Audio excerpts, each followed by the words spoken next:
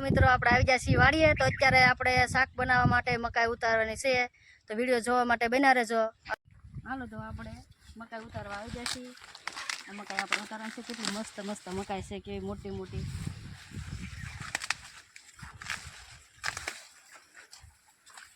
હાલો તો કેવી સરસ મકાઈ છે, મોટી મોટી।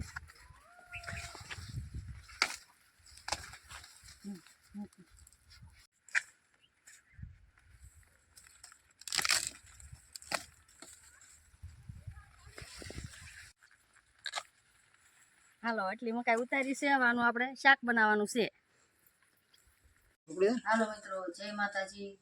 તો કેમ છો બધા? મજામાં? તો આજે આપણે મકાઈનું શાક બનાવવાનું છે। તો મકાઈનું શાક જોવા માટે બન્યા રહેજો।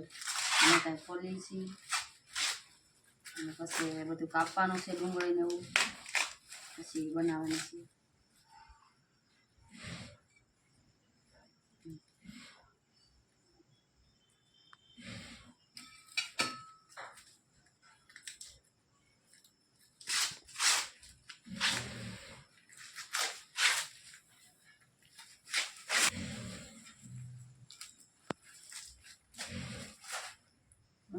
મકાઈ ફોલાઈ ગઈ છે, ચાલો હવે આને કાપવાની છે અને ડુંગળી કાપવાની છે, ટમેટા કાપવાના છે, પછી શાક બનાવવાનું છે। હાલો મિત્રો, તો હવે આપણે ડુંગળી કપાઈ ગઈ છે અને હવે ટમેટું કાપવાનું છે।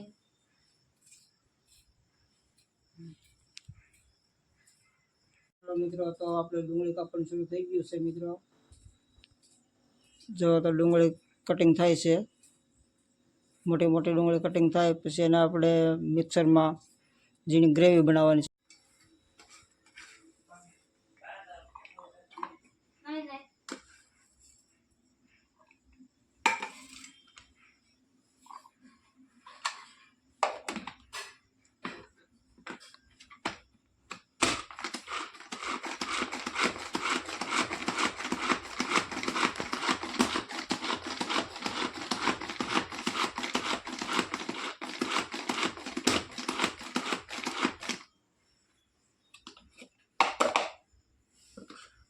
ડુંગળી ઝીણી થઈ ગઈ છે કપાઈ, તો ડુંગળી આપણે આમાં નાખી દઈશું। હવે આપણે ટમેટું કાપવાનું છે મિત્રો।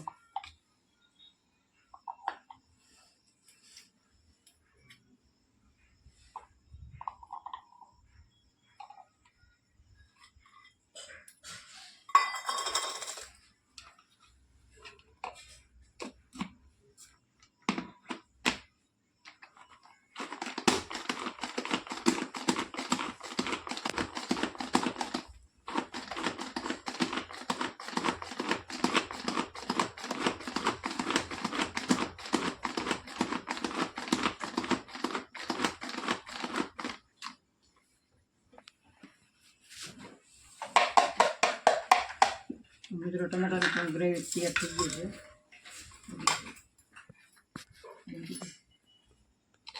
મિત્રો મકાઈ કાપવાનું પણ શરૂ થઈ ગયું છે। ચાકુ આપણે થોડી થોડી મકાઈ છે તે કાપી લેવાની, દાણા દાણા છે એ કપાઈ જાય એટલે તૈયાર થઈ જાય મિત્રો।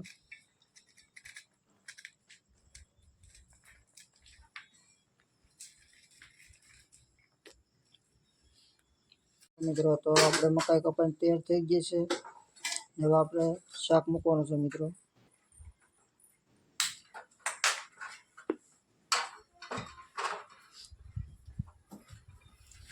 શાક મૂકવામાં આપણે તપેલીમાં તેલ નાખી દીધું છે।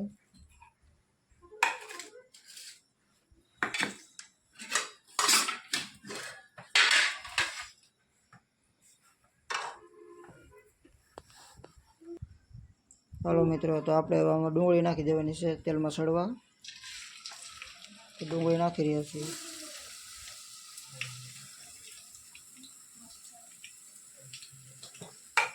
તો મિત્રો ડુંગળી નાખાઈ ગઈ છે, હવે ટમેટો પણ નાખી દીધું મિત્રો। હવે આપણે મકાઈ જે કાપી હતી એ મકાઈ આપણે સડવા માટે નાખી દઈએ છીએ મિત્રો।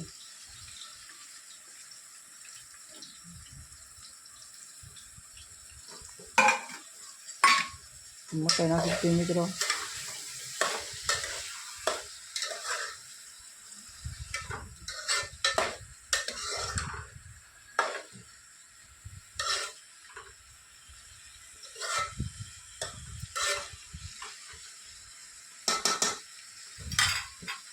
તો મિત્રો હવે આપણે આમાં નિમક નાખવાનું છે.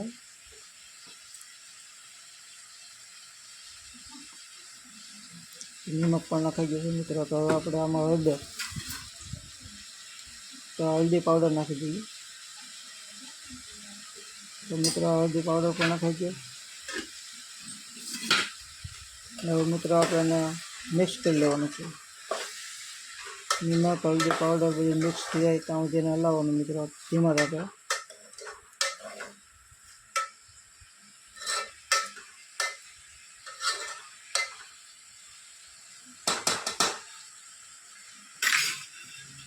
તો મિત્રો મકાઈ પાકે ત્યાં સુધી આપણે એને બંધ કરી દેવાનું છે.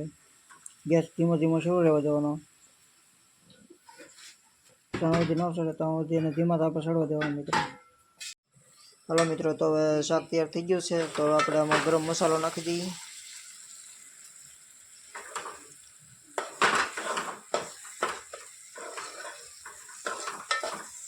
ફાઇનલી મિત્રો શાક બની કમ્પ્લીટ થઈ ગયું છે.